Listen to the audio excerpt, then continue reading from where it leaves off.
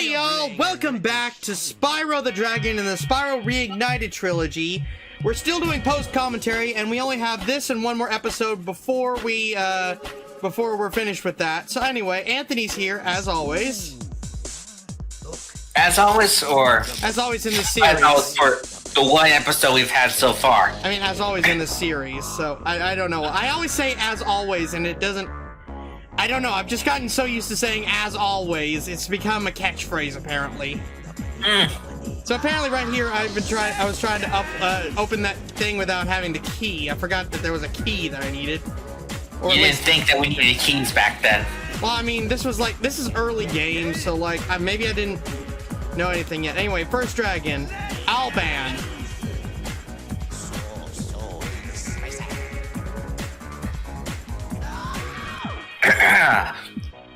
Dimitri on the mic with a shout out to all my nightclub samurai.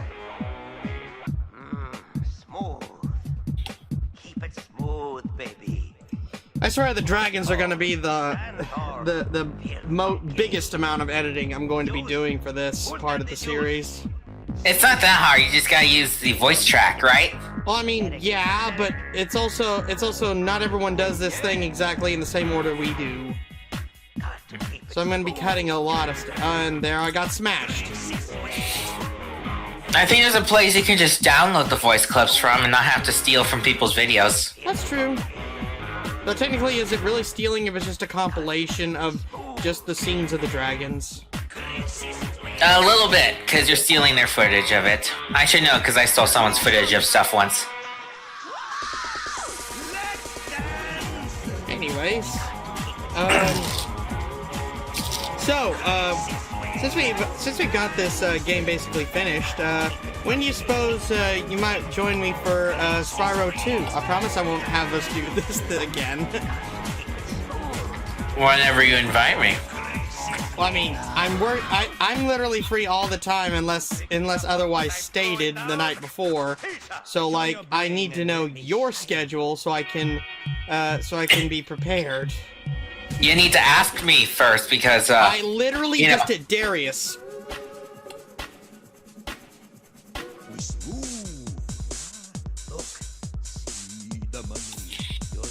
I like his little flower pen. It's up to you to get time with me now after you what's the word? Stood me up 3 weeks in a row. Remind me, what was that for? It was stupid excuses every time. That's not answering my question, but okay. Once was a last minute going out because you didn't know till the day of that you were going out, and then three additional weeks of sleeping through it, even though we scheduled it late in the afternoon. Okay, now I can't make an excuse for the sleeping in part, but it literally was last minute. Mom sprung that on me. I'm not even kidding. I'm not even kidding. It was just like, hey, we gotta go somewhere. So, I don't remember where it was, but I do remember that it was definitely, hey, we gotta go right now. And I was like, okay. And then we went. And that's why I hate scheduling stuff with you. Oswin.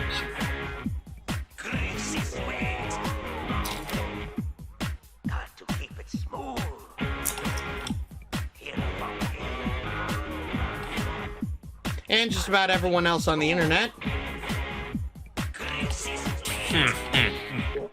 And we found a key! Question is, did we use it? I forget. You use it on a thing. I know we're supposed to, but the question is, did we actually use it? Or did we just end the level and forget about it? I don't remember.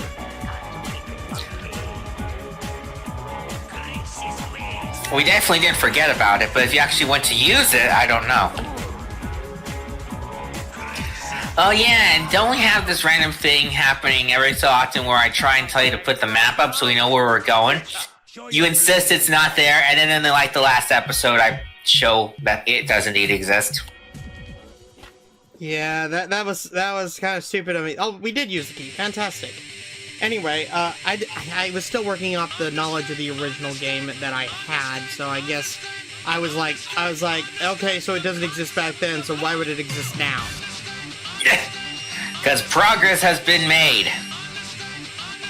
Oh, here we go! Yeah, Here we go! Yeah, I literally looked in the pause menu for the map, and I was like, okay, see, it's not here. That's what you get for not looking deep enough, I guess. I mean, when nothing's labeled map, it kind of ruins that. Mm-hmm.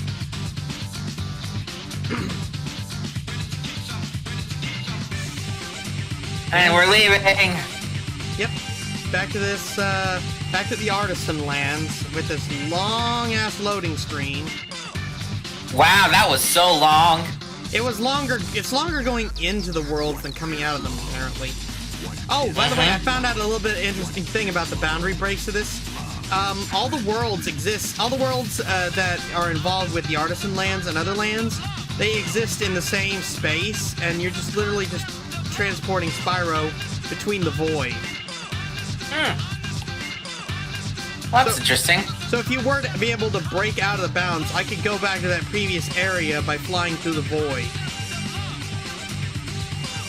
You gonna try? Dude, do I look like someone who knows how to get out of bounds in every single game ever? No. I'm not, she says. He's I'm waiting for us to get to the first flying level. Yeah, that was a pain. Mm-hmm.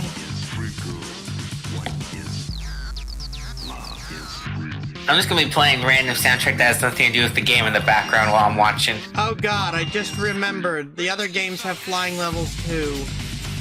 Are they required in the other games? I wish I could tell you I know the answer to that. Which means they probably are. We'll see. Hopefully not, because if I suck at them in this game, why would I be better in the next one? You wouldn't, that's the thing.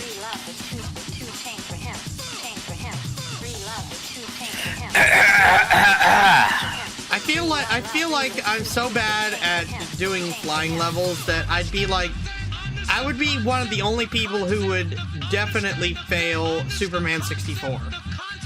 Oh, yeah. Unless flying is more forgiving in that game, which I doubt. I highly doubt it. It's one of the most hated video games of all time. It's right up there with E.T. from the Atari. That's what you get when you think that a good mechanic for a video game is going through rings. I know. You got the Man of Steel. Why do you make the entire game about flying through rings when you could do, like, so much more? I don't know. No, it's no wonder that Superman 64 is the most hated video game of all time. Is it really the most hated video game of all time? Because I feel like there's others that are more hated. Actually, it's the second most hated, because the most hated is E.T. for the Atari. Mm-hmm. There's an entire landfill full of copies of that game. I'm guessing not even Let's Play a Rage can save those games. I bet not. I mean, I've seen where people have played Superman 64 on YouTube, but I've never actually looked to see if anyone's done E.T. from the Atari.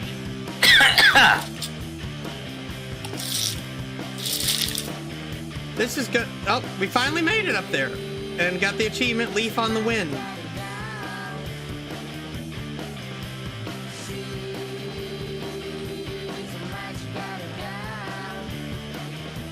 And we lost the Egg Creek. There's the Egg Creek. Did we get him or not?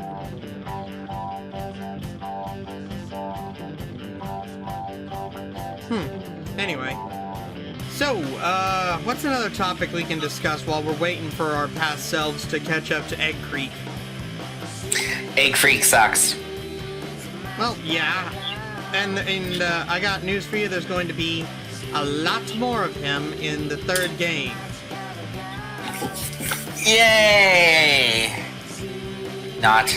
But I hear they're actually a bit easier. I don't believe that. For good reason. Well, we caught him there. This is before the required they're really required to progress. Yeah, because in the third game we have to find dragon eggs that have been stolen, and it's kind of like what's here, what's with rescuing the adult dragons, but we're rescuing the eggs from various creeps that have stolen them. And it's not just egg creeps, but also like doing missions. People are like, "Oh, I found this dragon egg. You can have it." Gee, thanks. You're so generous. Yeah. Oh, and there's a character that's gonna come up in the next couple of games that you may or may not like. I know you'll like his name.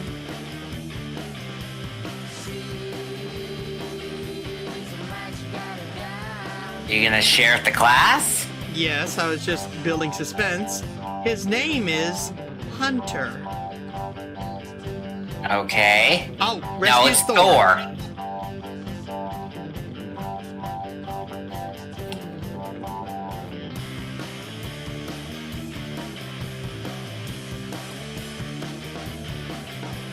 All dragons found. Anyway, Thanks, Captain Obvious. Anyway, yeah, he's a cheetah and Spyro's apparent best friend. Sure, whatever. Anyway, Maybe you'll like him, maybe you won't. We'll find out. I just know that you like his name. we'll find out like a million years from now, probably. Oh, what? You gotta give me a date when you're ready. I'm ready. I'll let you know if anything comes up, but I'm basically alone all day, every day.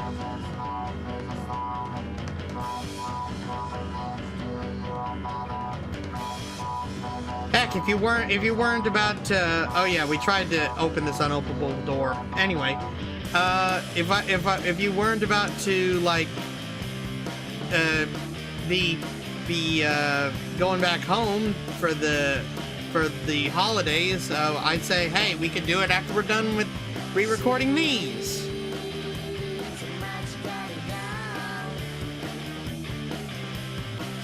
I think we were trying to get to that chest up there. Or were we... Oh, are we trying to go towards a boss? Yeah, it looks like we're going towards Toasty.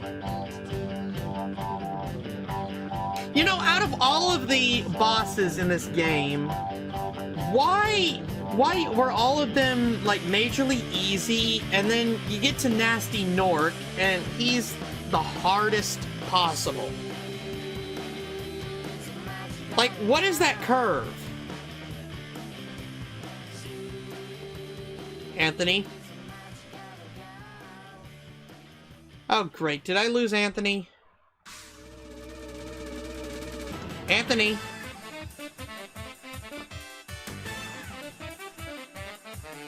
I think his mic broke or something.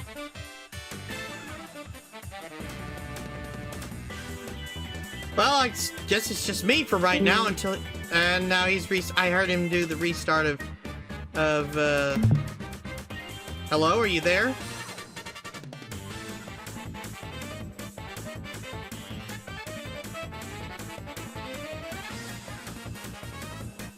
Is he coming back or not? Oh.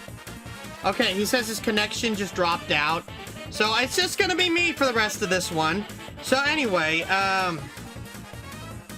gosh, what was I talking about? Oh, I just died. Lovely. Yeah, what was I talking about? Oh, yeah. Nasty Nork.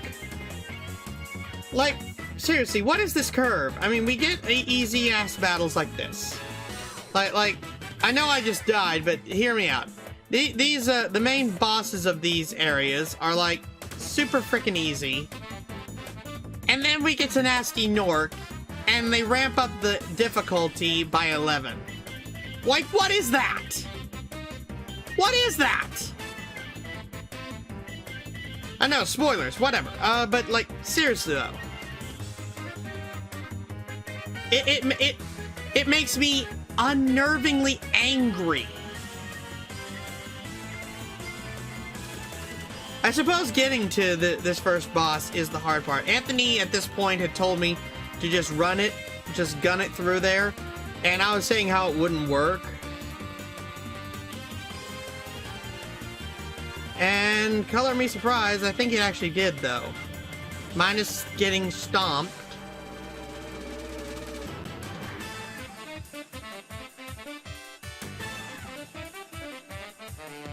And get... Okay, yeah, it didn't work. So I think I decided after this to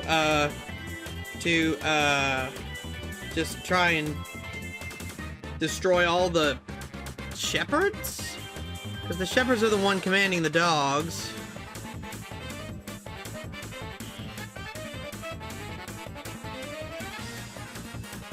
I avoided that, Popo. There he is. Welcome back. Good, you kept going. That's good, because this should hold out again.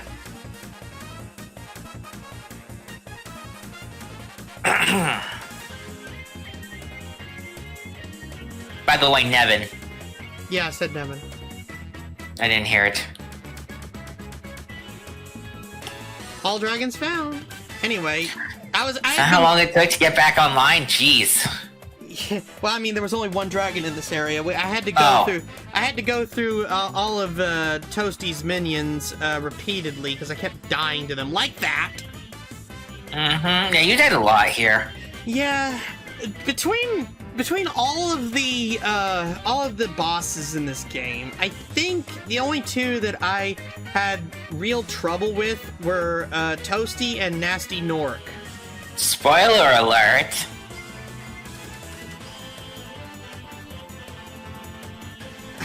I love how he's literally just a sheep in a costume with stilts. That's funny. That makes him the funniest boss in my opinion. There's the return home place. Yep, and Sparks is not doing so well. Probably because you're not doing so well. I mean, I've never claimed to be an MLG. MLG? Major League Gamer. Ah. I've never claimed to be that. I think being a Major League Gamer takes the fun out of it. Because then you're expected to perform well, or else Edgar's gonna dock your salary or something. Yeah, well, I mean, for some people, gaming is their job, so... I can't see how you do that and live, like, you know, with a reliable income. Because once the game is not popular anymore, what you gonna do? Find a new game that is popular. What if you aren't good enough at it? You can't find another new... It's hard to think, but, like, I don't know. It's just... I know, it's an unrealistic... it's unrealistic, but somehow people make it work. I don't know how. That's why I'm in college, suffering through university stress, so I can have a real life. I do hope that even when you have that real life, we'll occasionally have days where we can, like, play Jackbox or something. Maybe you and your wife could, like, if you found it, maybe your wife would be like, we'd be like, hey, wait, what if we all played together and stuff? That's not how she sounds like. You haven't met her yet. I mean, if a lot of things go the right way, I might have already. We'll see then. But anyway, basically, yeah. What are you gonna do if someday your wife comes to you and finds out about us gamer friends? Is like, hey, why don't we all play Jackbox together? I don't think... Is she into gaming? I never asked. I don't know. I don't know who you're talking about. I'm talking about. And you'll never will. I'm talking about a hypothetical woman that in the future has married you already. There is someone in my life I'm seriously considering asking out if we both reach a point where we actually want to date. I like her because she's realistic. Like she says she's not interested in dating because she doesn't need the extra drama in her life. Titan. But I'll let him speak.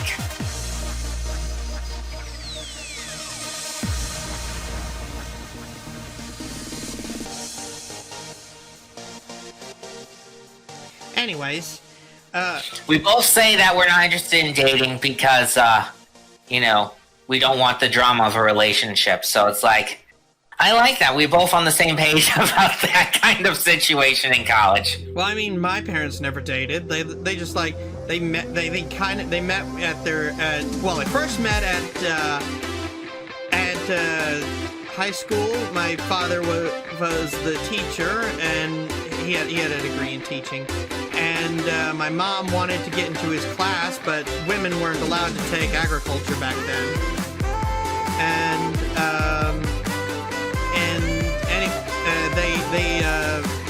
they drifted apart for that. They didn't date at that time either. It's like they didn't ever date. But then they met up again when my mom was working at Brookshire's and he was working at Brookshire's and stuff like that. And then they just kind of suddenly got together and they.